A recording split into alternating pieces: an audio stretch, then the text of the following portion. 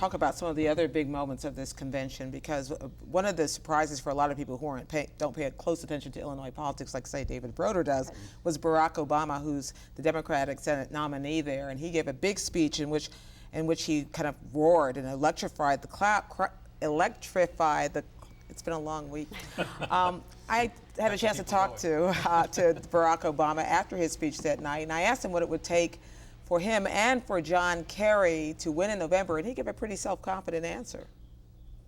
We'll take care of Illinois, but I think in those critical states which may end up determining the election, I think it's just a matter of being clear, straightforward, honest, specific about how the Democrats can provide opportunity for people who don't have it and help give relief to those folks who've made it into the middle class but are still struggling and are feeling that they may be slipping.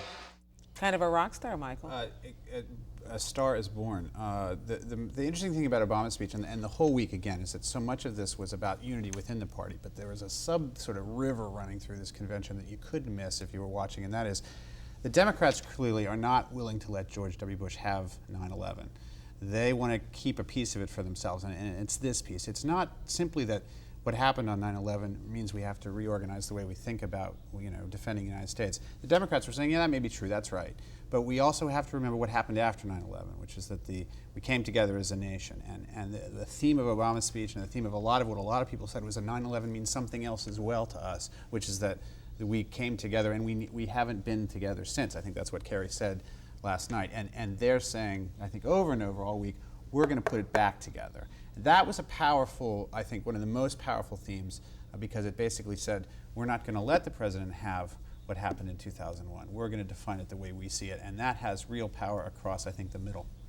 I think Obama had the best line of the convention, the audacity of hope. I mean, how beautiful and poetic. I thought I really Yet it's still stuck with the convention themes. Yeah. He made probably the best writer in politics, certainly in Illinois, since Adlai Stevenson, and his future is just unlimited. Now, I didn't meet a single reporter in Boston who was not just blown away by their first session with this man. And is it your understanding, David, that he wrote his own speech? Those are his words. I think that is right. I'm more prepared to believe that than that John Kerry actually wrote his own speech. The first draft in 3 hours. Wow. On the day he found out he was doing it. Wow. 80% was ready to go.